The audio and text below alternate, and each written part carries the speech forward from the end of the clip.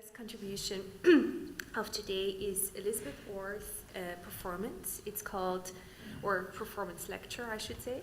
It's called The Conveyor, and it will zoom out again and ask more globally how we interact with interfaces and how they have, how they trigger an emotional response, but also how they affect in creating a sense of identity.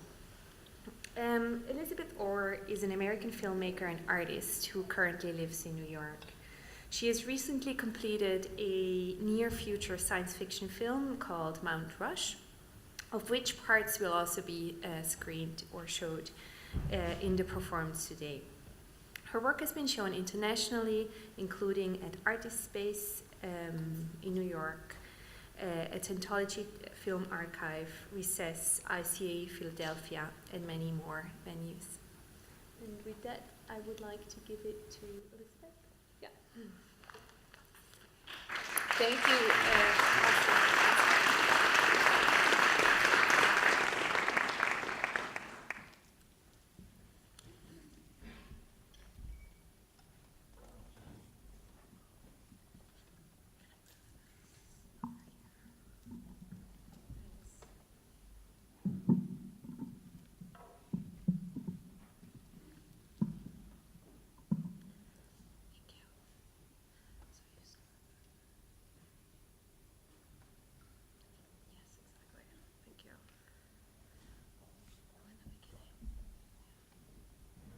Thanks.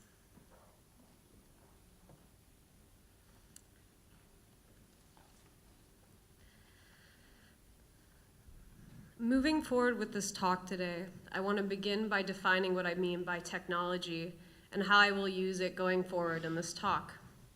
When I say technology, I'm referring to the internet and the byproducts of the internet. Byproducts that are both physical and non-physical.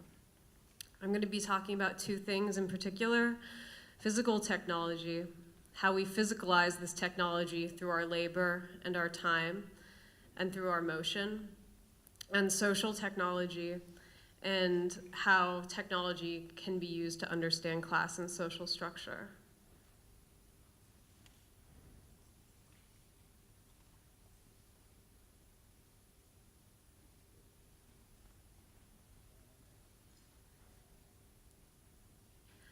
Recognizing an automated turn, the turn that is mesmerizing, taking an idea and turning it over and over, a turn that is familiar, turning or stuck, a slower turn than the others, an awareness of a pattern that is growing, fading, allowing yourself to think of other things. As the turn gets predictable, nice to look at, boring, a fading sense of ground or grounding. There is no telling that the same thing is rotating. The spirit's in rotations. Things are adding on, thicker rotations, thinner, and just the same as they were before. Good to know it'll go on as it has been this way before. How many turns without a change? How many turns without change? And then you feel safe. Unseen changes within turns, automated turns, seeing a familiarity, predictability, relying on the ability to turn over. There will be again, there hasn't been for some time.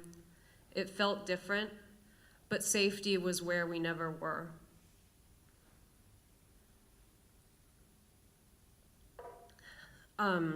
I'm going to read a passage from John Cage's writing Overpopulation in Art from 1992. About 1948 or 50, the number of people living all at once equaled the number who had ever lived at any time, all added together. The present, as far as numbers go, became equal to that of the past. We are now in the future. It is something else. It has doubled, quadrupled. All we know for sure is that the dead are in the minority. They are outnumbered by us who are living.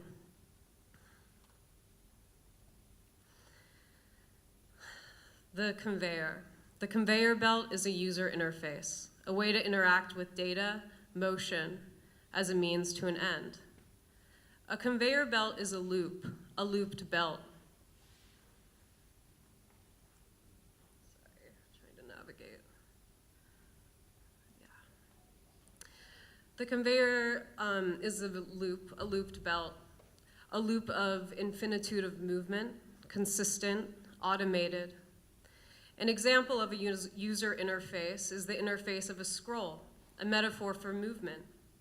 In the case of scrolling on a website, the motion you participate in is a scrolling down, up, movement is fluid, performing infinity of knowledge.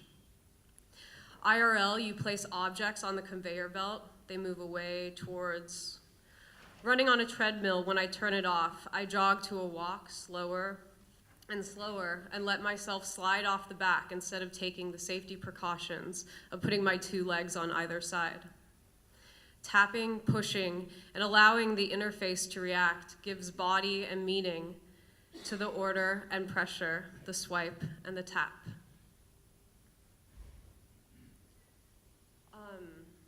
So part of my talk today, as Melanie said, is I'm going to be showing clips of my recent project, Mount Rush, where I looked at e-blasts from the Democrats and the Republicans leading up to this presidential election. And through the lens of a park ranger, she receives these emails on a transparent interface. So I'm thinking about sort of these themes that were discussed today about ideas around language and algorithm, and also focus groups that meet to sort of decide what type of language is going to be used in certain political situations, and this being the e-blast. Anne Ranger. Just announced. Big news. Quadruple match. First, this morning, President Obama emailed you for the last time before Tuesday's election. Then, an extraordinary 16,431 of you answered President Obama's call to action. That's amazing. Finally, because so many supporters answered President Obama's call to action, it's official. All gifts are quadruple matched for the rest of today. This is the first time in history that we're opening the quadruple match, and it will be the last time before Tuesday's election. Chip in now, and your gift will be quadruple matched. Chip in $5 immediately. Chip in $35 immediately. Chip in $50 immediately. Chip in $100 immediately. Chip in $250 immediately.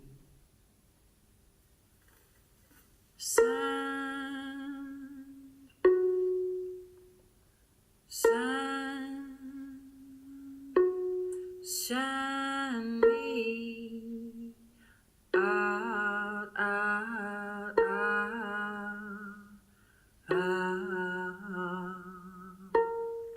Love, do I have to spell it out? You're gone through the night. I close up to cope with all our time apart. You do your thing. I'm going out. Surprise, you're bitter now.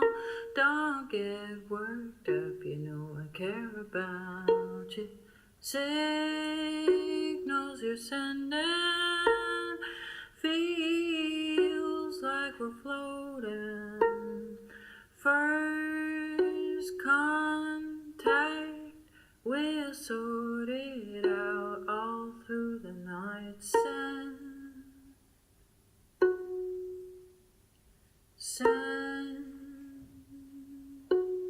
Send me out, out, out, out.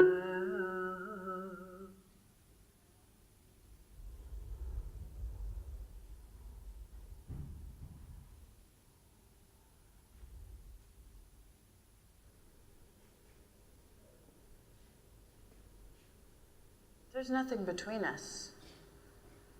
There's never been anything between us. Just air.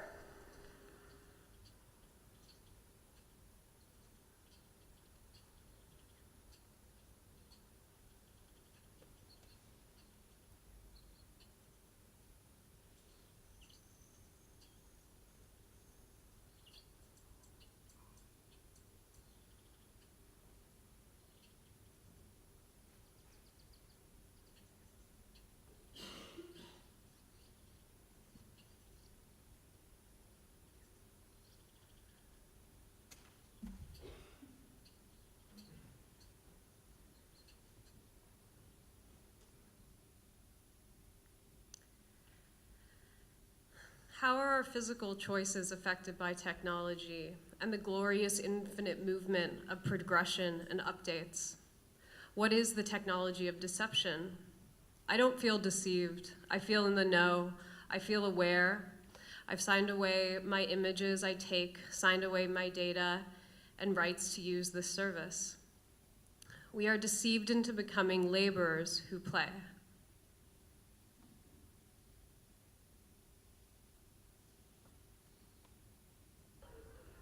It's Teddy, not Franklin.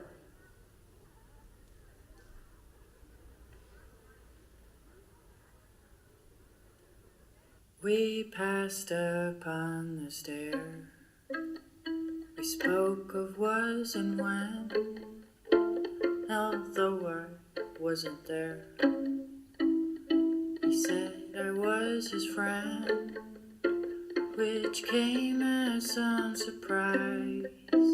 I spoke into his eyes. I thought you died alone a long, long time ago. Oh no, not me. I never lost control. Your face to face with the man who sold the world.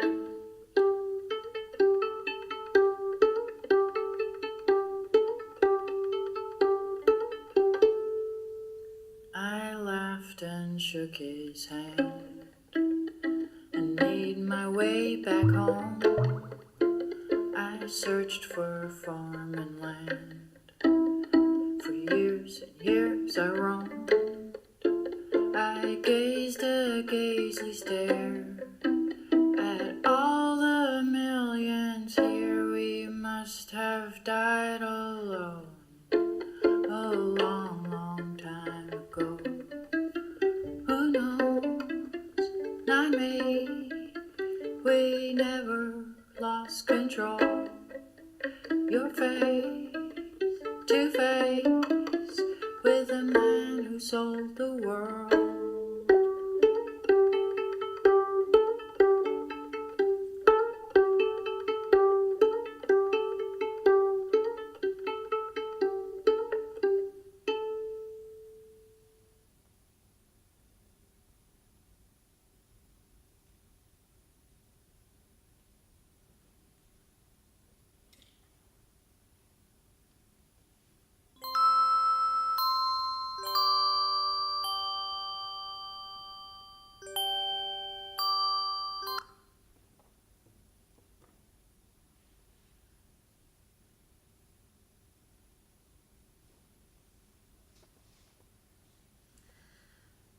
The conveyor belt is infinite movement and momentum. This movement is constrained by space. The infinitude is only in the ability to continue this momentum. There are different perceptual planes at work. The interface has extended to us. We are the user in user interface. We work together to create new ways to move. New interface, gathering our data, analyzing our movement, our click stream. Perception is an escalator, a moving walkway, a rope and pulley system, a predetermined route with a predetermined form. You simultaneously work for and are a client of the conveyor. I participate in many repetitive computer-based tasks as a media artist, especially working on this last project, where I would go back and back into my file organization system when I am making my project. Reveal in Finder was my workhorse, and my favorite thing, as it pulled up the image that I could simply edit in Photoshop, After Effects, and then drag into Premiere. The organizational structure that I use to create my work is within a computer interface that was originally developed for the military and for utilitarian and efficiency purposes, and not necessarily creative. This goes into my next portion about the prosumer. A prosumer is a person who consumes and produces media. It's derived from prosumption, a dot-com era business term meaning production by consumers. Prosumer is also a trade term used from a business perspective for high-end electronic devices such as digital cameras, or basically so much of the software that we use. I feel particularly prosumer because I work through technology, as I'm sure a lot of you guys do.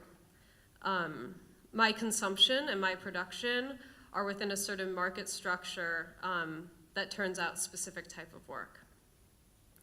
I was on a walk in San Francisco on Sunday and came across this man, Google Man. The ethereal and weightless and omnipresent quality of the internet, which we all enjoy, a spiritual source of information and overseer, is made physical in Northern California and in San Francisco, Silicon Valley, as we know. Its weight is felt in the buildings, in the workers, the amount of traffic, and the rising property value. The internet and the proliferation and relevance has also created physical cultural shifts which directly affect the San Francisco population. Now, a culture of conformity, consumerism, and conservatism under the guise of a laid-back, laissez-faire, flip-flop aesthetic has spread all over the Bay Area. You can't escape a conversation about gentrification, and you make the joke, do you work for Google? I work for Google. I love Google. In an area of the world which has gained recognition for being a place where weirdos, gays, queers, hippies, sex workers, vagabonds, and a large immigrant population have lived, it's now dominated by a specific culture of techiness. You may not ever be able to live alone in an apartment in San Francisco again, but you can, and your commute could be horrible, but you can still look up anything or think that you're looking up anything in the world on your phone. San Francisco is a byproduct of the internet, a way of life, a servitude to the internet, bringing us all into this working class, and a class of workers internationally who now work for Google while simultaneously paying with our labor and our data, which Paul was talking about earlier today. So when asked what does technology do with our brains, I would like to say that we have a self-consciousness about the way that we are participating in technology. We have allowed a new labor structure into our lives by participating as consumers and moreover prosumers. Yeah, I just thought it was amazing that this man was there in his identical outfit with his friend with their bags of food. Yeah, at the foot of, at the foot of Bernal Hill, where I saw Google Man, I came across something that harkened directly to his field. Elementary school students had hung old CDs and DVDs, outdated technology on ribbons to the school fence. I assume they're learning to tie knots, tie bows, and also draw on the outdated technology. The recreational spirit of the CDs and DVDs remains inherent in the object, while the preciousness and the newness is tossed of the digital content. Moving back to the idea of the prosumer, as a worker and client of Google Man, I find myself empowered by technology, and I do feel that technology, and specifically internet technology, works for us to advance, or has the ability to help people advance their certain caste standing if they have access, which of course not everyone does. Yeah, so there you have it. Thank you.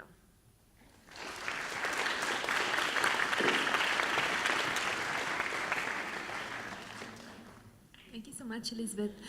Maybe before we launch into questions, could you talk a little bit more about Mount Rush and how it also relates to the Hillary campaign and kind of like the background to that piece? Yeah, sure. So Mount Rush, which is the clips that I showed video of, that came from, I started working on that piece in October of 2015 after starting to receive campaign emails and e-blasts from the Democrats. This is after I donated $5 towards advocating for abortion.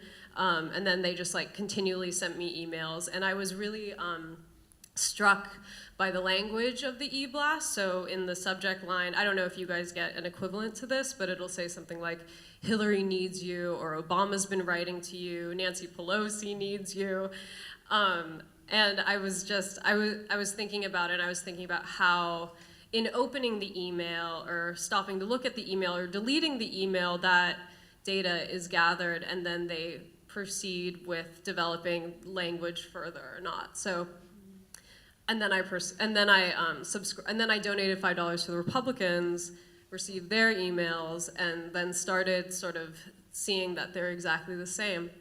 So actually, not that the Democrats are better than Republicans on any level, but it was interesting, the comment about using sort of like oppressive techniques that maybe the alt-right has been using with meme culture, and just seeing how both the Democrats and Republicans do use that same structure and are most likely hiring the same people to make these e-blasts. So, and it was also using a park ranger in the year of the 100-year anniversary of the National Park Service. So, yeah, and a female ranger, because she's amazing.